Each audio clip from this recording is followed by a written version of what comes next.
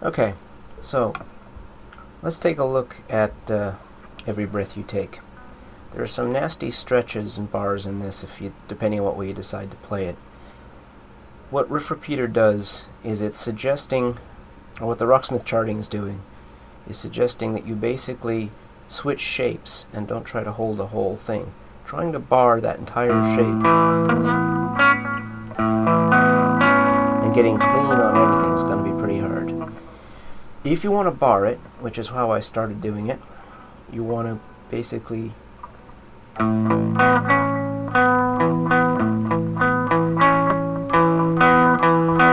so I'm lifting my pinky to make sure that I'm getting a clean strike at that 6th fret on the G string.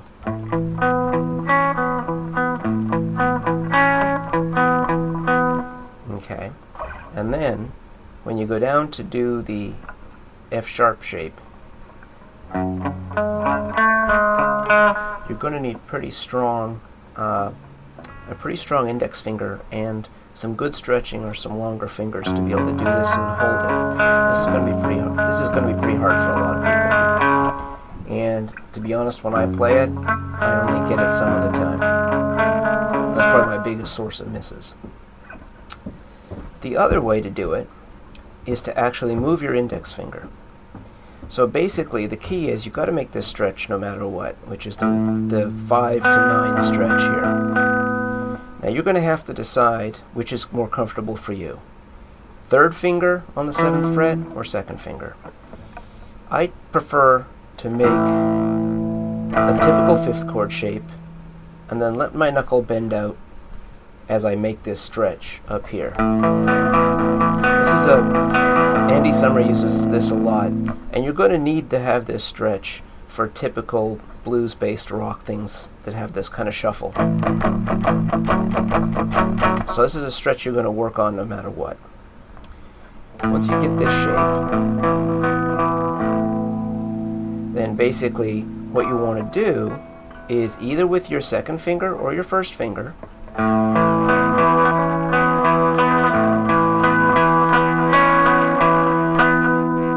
same thing when you go down to the F shape. You're going to have to make this nasty stretch, so that'll take a bit of practice.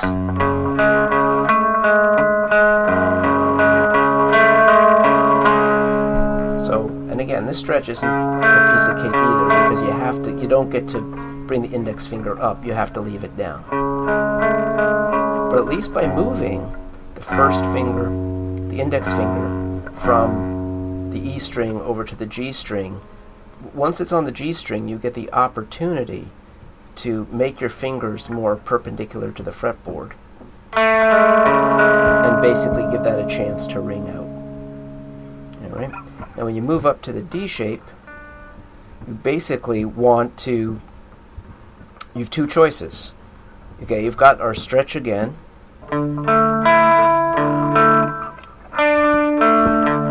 And then you can either, if you like bars, you can either bar that with your 3rd finger, or if that barring is too awkward, it actually feels pretty good to just drop the pinky in right under the ring finger.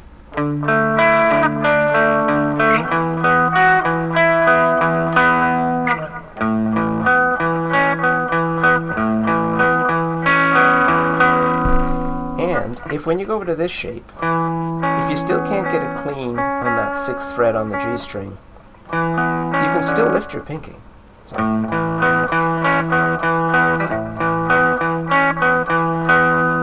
you just got to get used to picking it up and putting it back down again. If you can leave the shape there and let it ring out, you'll get closer to the original tone, I think.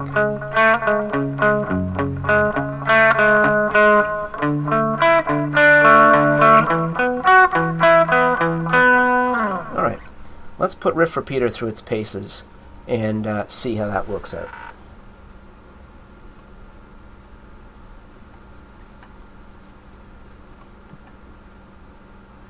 I'm going to set the speed down, and we'll set it at 80. A couple of things about Riff Repeater. Basically, I like to set speed repetitions to maybe 2. I want to make sure I've at least nailed it twice at the original speed before it starts accelerating. You can set your error tolerance based on how picky you want to be. We'll move it to low and see how we do.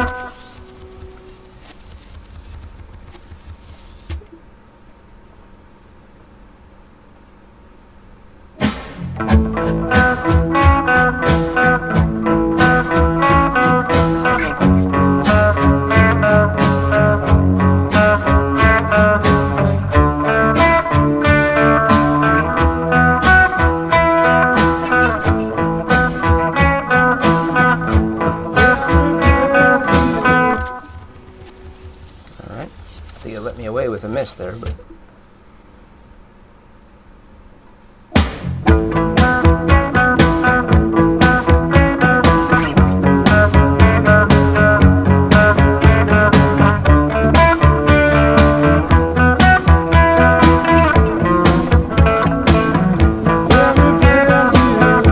all right. So you can see I got out of position on the slide there trying to do it at speed.